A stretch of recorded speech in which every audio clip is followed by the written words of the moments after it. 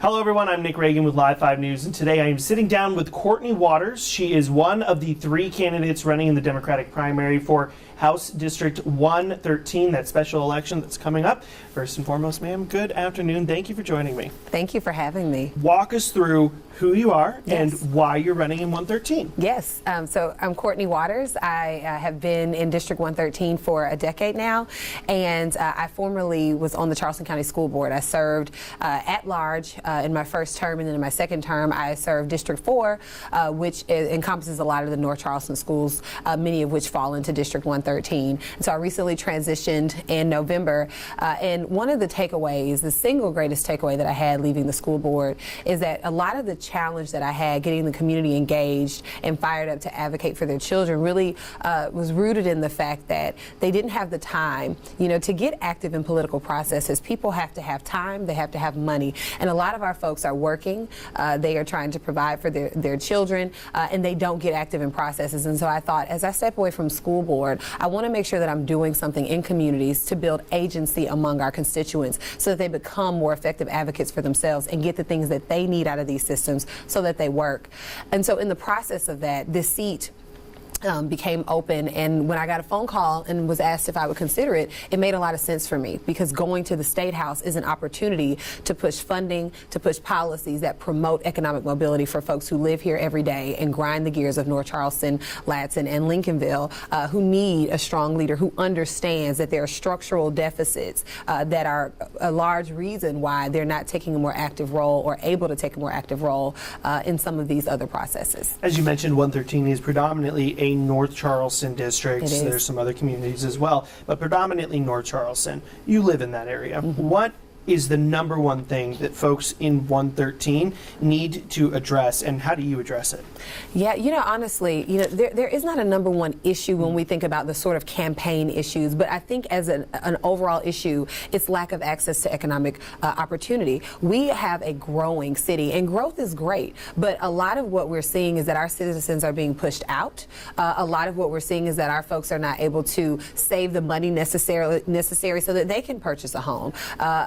Child care continues to be an issue. We have a lot of people who work every day, work shift jobs, and are not able to find reliable child care for their kids, and that just doesn't work. And certainly, as is always my concern, our education system needs to do better. North Charleston has some of the lowest performing schools in our state, in fact, and that just shouldn't be the case when it's such an economic hub.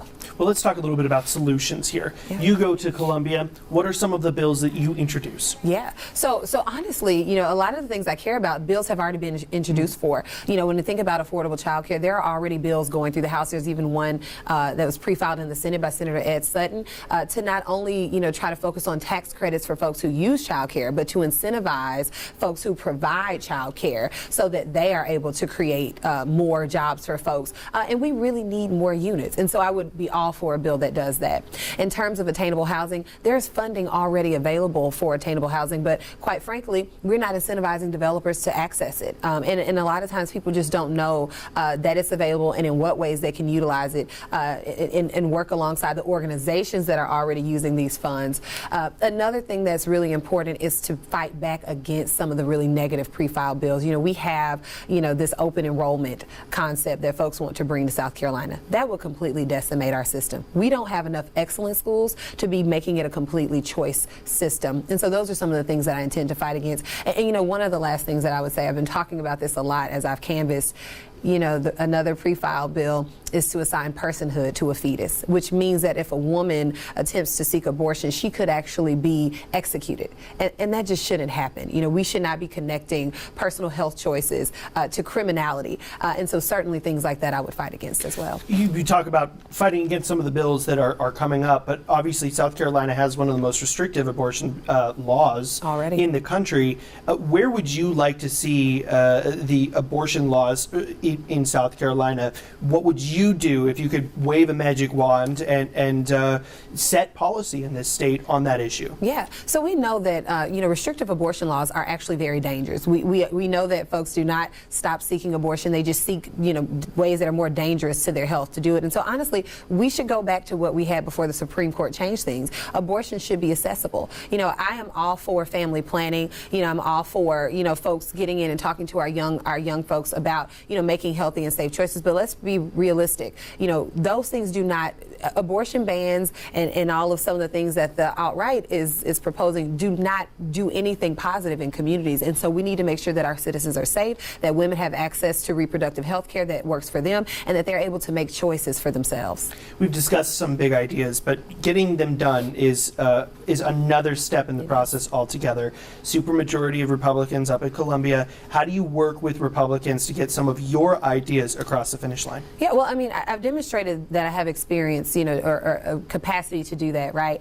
Morningside Middle School is being rebuilt right now. Midland Park Primary will be rebuilt. We just purchased land to do that. A.C. Cochran is being expanded. That was as a result of a vote that I was able to cast alongside, Republicans on a nonpartisan school board, but we all know people lean here and there, that they were willing to collaborate with me to make sure it happened. And so I've demonstrated that even when I am very strong in advocating for my democratic beliefs, I can work with others to get things done. I think it's about getting there and building relationships with people who represent constituencies who have similar needs. Sometimes we disagree on values, but when it comes to the lives of constituents and when we talk about data and the impact that some of the language in these bills have, there are folks who are more moderate and willing to come to the middle, and I've got to get up there and build relationships with those folks. All right, before I let you go, there are two other candidates running in this race. What sets you apart from those two?